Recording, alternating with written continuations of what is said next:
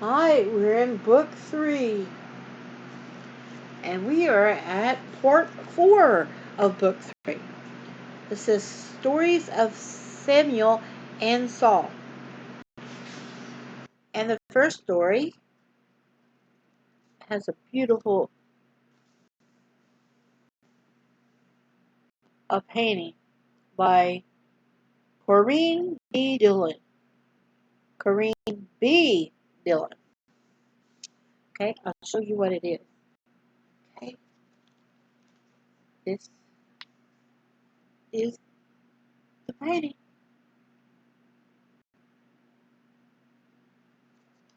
Okay, and it's of course by Corinne B. Dillon. And it says Hannah had dedicated her son Samuel to the Lord before he was born, and now she brought him to live with the high priest Eli, to be trained in the tabernacle of God's service. So this is going to be about Samuel. So part 4, story 1, Lent to God. Of course, this is First Samuel. If you want to know in the book, in the Bible, where it is. All this time, the tabernacle built in the wilderness had been in Shiloh, about 25 miles north of Jerusalem, where Joshua had set it up shortly after crossing the Jordan. It looked pretty shabby by now, after being exposed to all kinds of weather for nearly 300 years.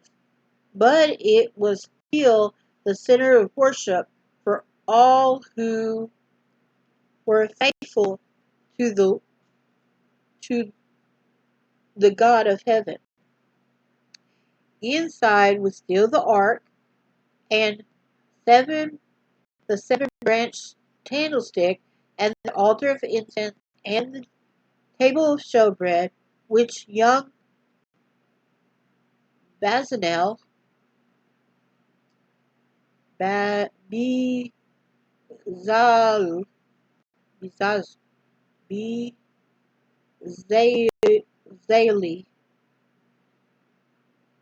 Bezazel. I'm going to say Bezazel. Bezaleel had made with such powerful skill, wonderful skill. Oh, that's what I said. What it was. Hold up. Outside was the brazen altar, green with age, with the smoke rising from its sacrifice,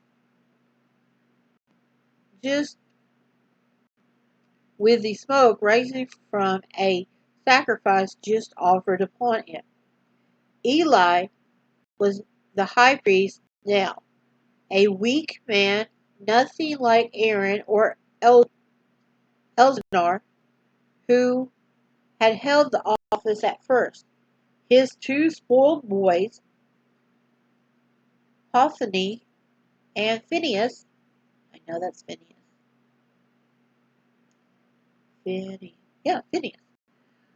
were up to all kinds of mischief.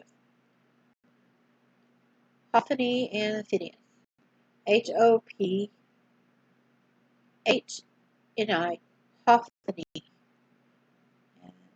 Phinehas, Phineas,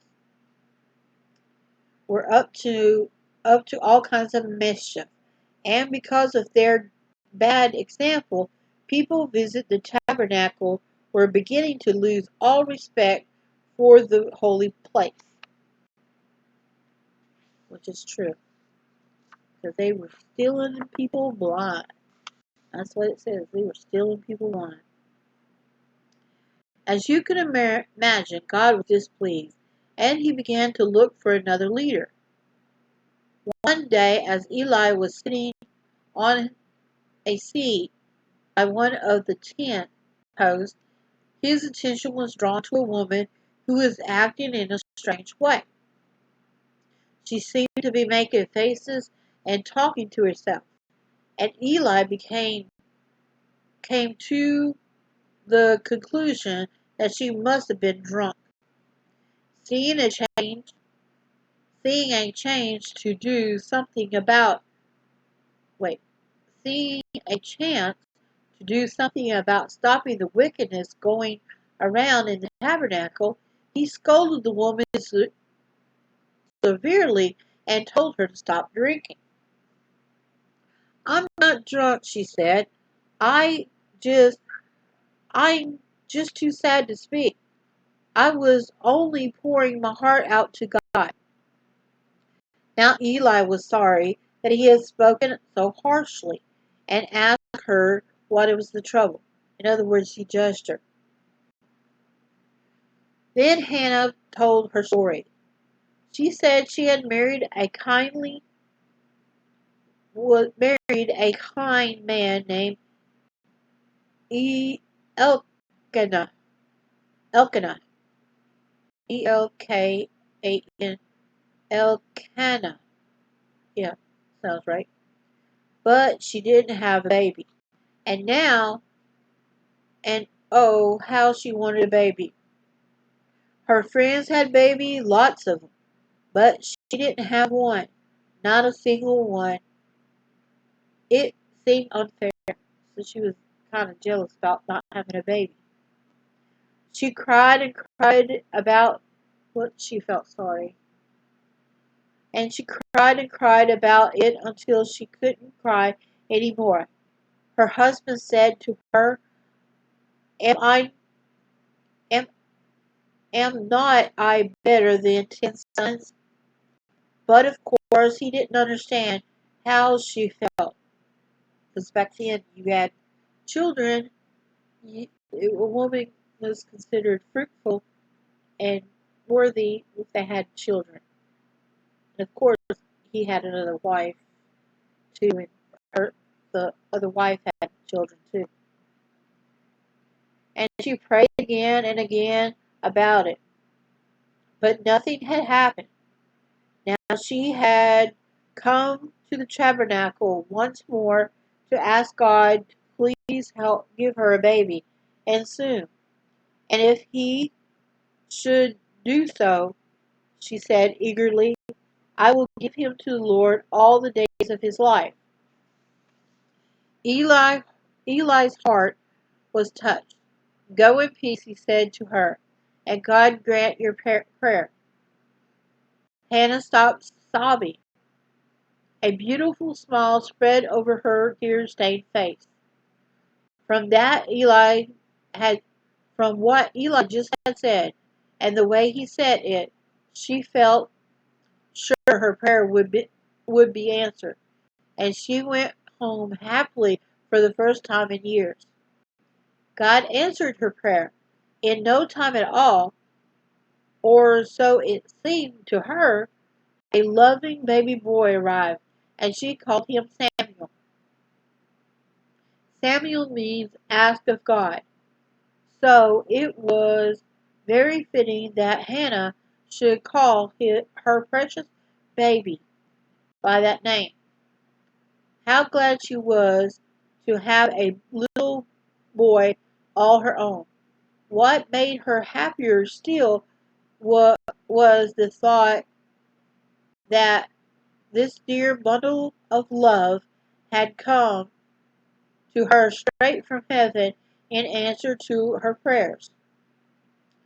Next time Elkanah went up to the tabernacle at Shiloh, Hannah stayed home the better to take care of her baby. Tenderly she watched over him day by day and month by month, treasuring every precious minute she had with him for her, for she had not forgotten her promise to lead him to the Lord. When at last Samuel was big enough to feed himself and run around on his own, she took him to Eli. So he was a toddler when she gave him to Eli to the temple. And there she is, playing with Eli. I mean, with little Samuel. Okay, I've got another page. At first, the old man didn't seem to recognize her, so she said, "Oh, my lord, as thou so livest, my lord, I am the woman that stood by thee here praying unto the Lord." Then she pointed to little Samuel, holding tightly to her dress. "For this child I prayed," she said. "Therefore also I have lent him to the Lord. As long as he liveth, he shall be lent to the Lord." Eli was quite taken back. "I know, I would too. Oh, just giving him a kid." He had never seen such earnest, such devotion, such love for God as he saw in Hannah's face at that moment. It was so different from the ugly, unkind look he had been he had seen so often on the face of his sons. If only everybody in Israel would love God like this and be willing to lend their children to him, how different everything would be. Reverently, the old man bowed his head and worshipped. As for Hannah, she dropped to her knees and began to pray. "My heart rejoice in the Lord." Pause. "Because I rejoice in thy salvation. There is no one holy as the Lord, for there is none besides thee. Neither is there any rock like you, God." This is not a silent prayer like those she had prayed years before. Aloud she cried for all to hear. "He raises up the poor out of the dust, and lifts up the beggar from the dunghill, to set them among princes, and to make them inherited to the throne of glory." Hannah felt like a princess herself at that moment, and she knew in her heart that Samuel, her precious little Samuel, was a prince of God. Had she not lent him to the Lord of glory for the rest of his life, indeed, never,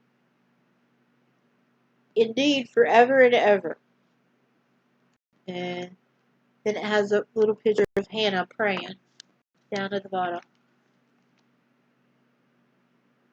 a little watercolor. And that was the end of part 4, story 1. And we're going to go to the next one. Um, and we'll go to the next story, and we'll see what happens. I think it's good.